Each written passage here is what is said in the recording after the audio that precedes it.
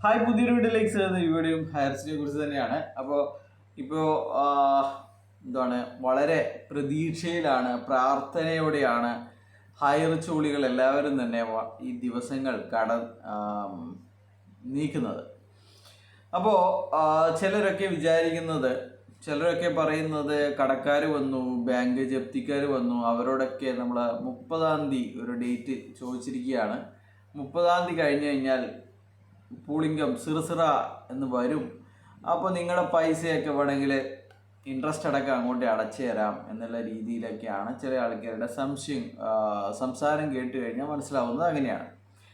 എന്നാൽ യാഥാർത്ഥ്യബോധമുള്ള ലീഡർമാരെ പറയുന്നത് ഒന്നും തന്നെ സംഭവിക്കില്ല. ബഡ്സ് കോടതിയിൽ എന്താണ് സംഭവിക്കാൻ പോകുന്നത് എന്ന് അവിടെ പോയവർക്കറിയാം എന്നാണ് അവർ പറയുന്നത്. അവരെന്താണെന്ന് പറയുന്നില്ല, പക്ഷെങ്കിൽ അവിടെ പോയവർക്കറിയാം എന്താണ് സംഭവിക്കാൻ പോകുന്നത് എന്ന് അറിയാം എന്നാണ് പറയുന്നത്.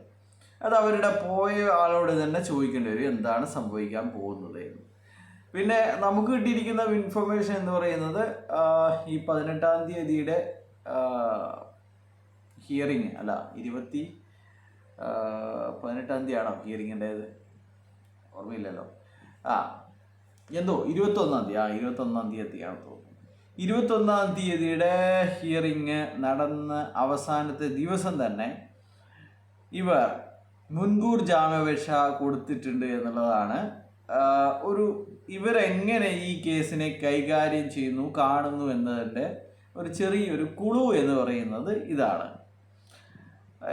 കേസ് തോൽക്കുന്നത് കൊണ്ടാണ് നമ്മൾ മുൻകൂർ ജാമ്യാപേക്ഷ കൊടുക്കുന്നത്. ഒരാൾ ബലാത്സംഗം ചെയ്തു എന്നുള്ള ആരോപണങ്ങൾ വരുമ്പോഴാണ് അദ്ദേഹം ഹൈക്കോടതിയിലും സുപ്രീം കോടതിയിലും ഒക്കെ ആയിട്ട് ജാമ്യാപേക്ഷ എടുക്കുന്നത്. അല്ലാണ്ട് ഒരാൾക്കെതിരെ ബലാത്സംഗം ചെയ്തു എന്നൊന്നും കേസൊന്നും ഇല്ലെങ്കിൽ അയാൾ വെറുതെ കിടക്കട്ടെ ഒരു മുൻകൂർ ജാമ്യം എന്ന് വിചാരിച്ചിട്ട് ആരും എടുക്കില്ല. അപ്പോൾ മുൻകൂർ ജാമ്യാപേക്ഷ ഇവർ തന്നെ ഇത്ര അർജൻറ്റായിട്ട് മൂവ് ചെയ്തതിൻ്റെ കാരണം ഇത് തന്നെയാണ്. അവിടെ പോയവർക്ക് അറിയാം എന്താണ് വിധി ഉണ്ടാവുക എന്ന്.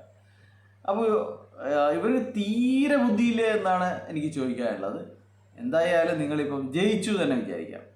നിങ്ങൾ ഇത് ബഡ്സ് അല്ല, നിയമപരമായിട്ടുള്ള ഡെപ്പോസിറ്റുകളാണ് സ്വീകരിച്ചിരിക്കുന്നത്. കമ്പനിക്ക് 5 ലക്ഷത്തിൻ്റെയും 10 ലക്ഷത്തിൻ്റെയും ഒക്കെ ബോണ്ടുകൾ ഇറക്കാനും പൈസ വാങ്ങാനും ഡിജിറ്റൽ ID എന്ന രീതിയിൽ മണി ചേഞ്ച് ചെയ്യാനും ഒക്കെയുള്ള അനുവാദം ഉണ്ടായിരുന്നു. അത് ഇവർ പ്രയോഗിച്ചു എന്നുള്ളതാണ്. അല്ലെങ്കിൽ അങ്ങനെയൊന്നും ചെയ്തിട്ടില്ല. അങ്ങനെയും വരാലോ. ഡിജിറ്റൽ ID ഇറക്കിയിട്ടില്ല, 5 ലക്ഷത്തിൻ്റെ ബോണ്ടും ഇറക്കിയിട്ടില്ല, 10 ലക്ഷത്തിൻ്റെ ബോണ്ടും ഇറക്കിയിട്ടില്ല, ഒന്നും ഇറക്കിയിട്ടില്ല, ഒരു തെളിവുമില്ല. അങ്ങനെയും വരാം.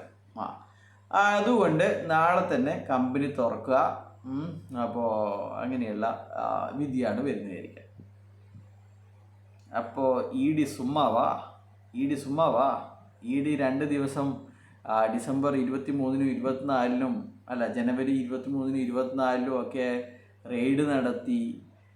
അതിനിടയ്ക്ക് കുരുവിളയും ദിനുരാജും ഒക്കെ കുറ്റസമ്മതവും നടത്തി. എല്ലാം നടത്തിയത് വെറുതെ ഇതെന്താ പ്രഹസന, വെള്ളരിക്ക വെട്ടണം.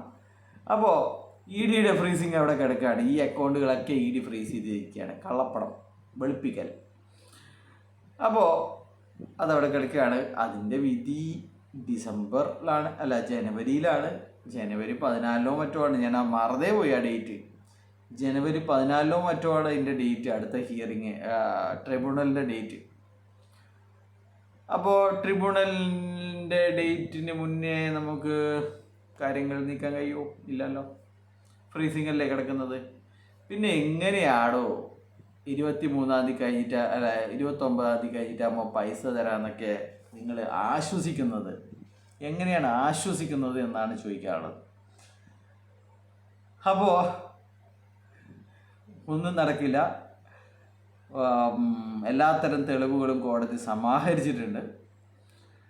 മനസ്സിലാക്കിയെടുത്തോളം കാലം ഈ കോടതി എന്ന് പറയുന്നത് അങ്ങനെ പെട്ടെന്നൊന്നും ഒരു വിധി പറയുന്ന ഒരാളല്ല. എല്ലാത്തിനെ കുറിച്ചും നന്നായി പഠിച്ച് പഴുതുകൾ അടച്ചുകൊണ്ടുള്ള ഒരു വിധിയായിരിക്കും വരാൻ പോകുന്നത്.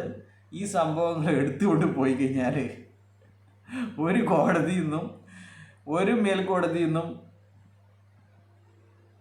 അനക്കാൻ പറ്റാത്ത രീതിയിലുള്ള വിധിയായിരിക്കും വരിക. അത്ര മാത്രമേ പറയാനുള്ളൂ. രണ്ടൊന്ന് കാര്യങ്ങൾ പറയാനുണ്ട്, നമുക്ക് അടുത്ത വീഡിയോ പറയാം. Bye bye.